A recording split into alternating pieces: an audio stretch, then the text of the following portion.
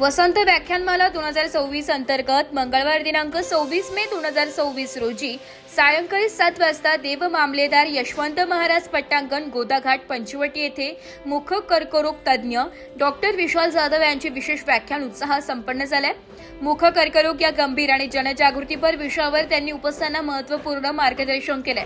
व्याख्यानादरम्यान doctor विशाल जाधव म्हणाले, मुखामध्ये दीर्घकाळ टिकणारी जखम, पांढरे किंवा लाल डाग, तंबाखू गुटखा सेवनामुळे होणारे बदल याकडे दुर्लक्ष करणे धोकादायक ठरू शकते।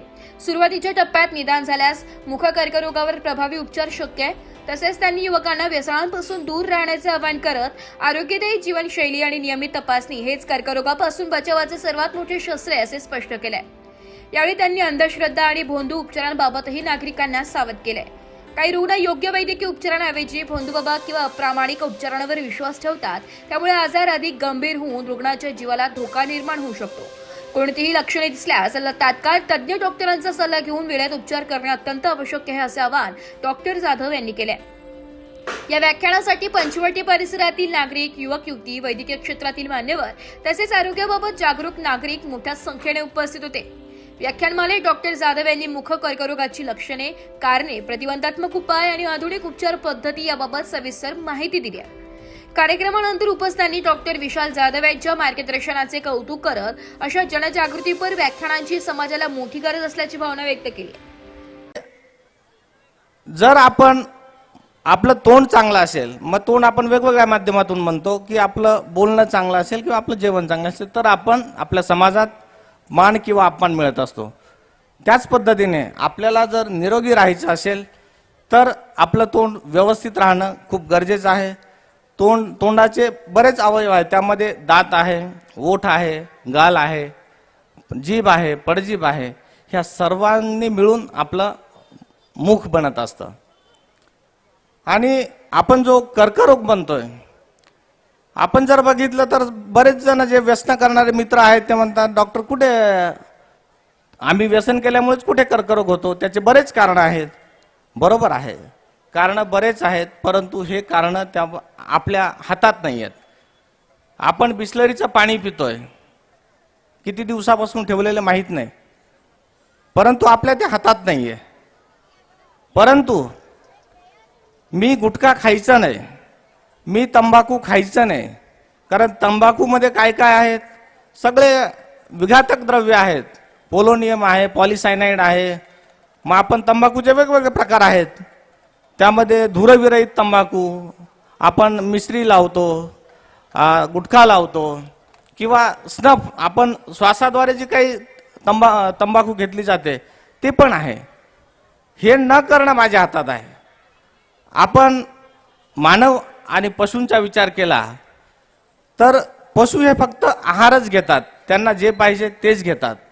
फक्त आपण जे म्हणतो की मानव हा खूप हुशार प्राणी आहे, तो मंगळावरती गेलेला आहे, त्याने टेक्नॉलॉजीमध्ये एवढी क्रांती केलेली आहे, परंतु एवढा माणूस हुशार असूनही ही परिस्थिती का आली की त्याला व्यसन करण्याची गरज का पडली? कारण काही कॉलेज कालावधीमध्ये कुठलंही व्यसन नसणारे काही व्यक्ती कालांतराने तो व्यसनाधीन झालेला दिसतो।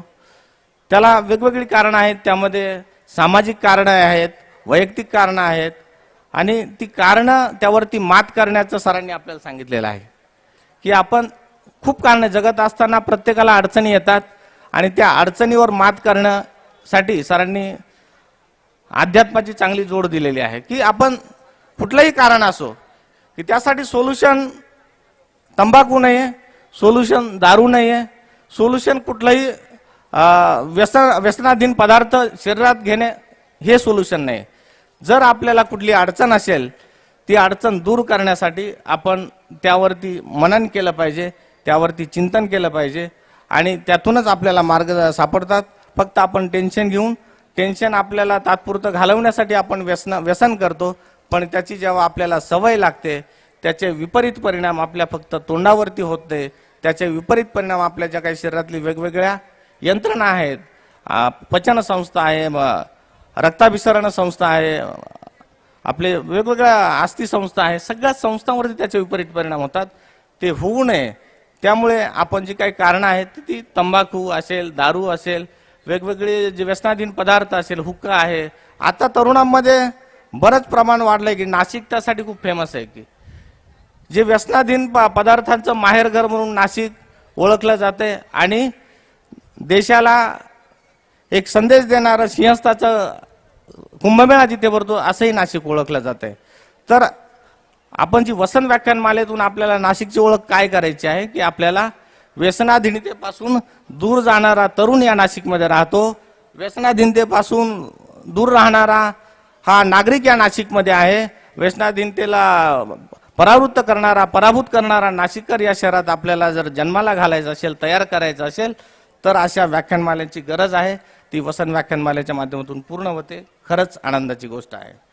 ब्युरो रिपोर्ट, नाशिक लोकशाही न्यूज, नाशिक.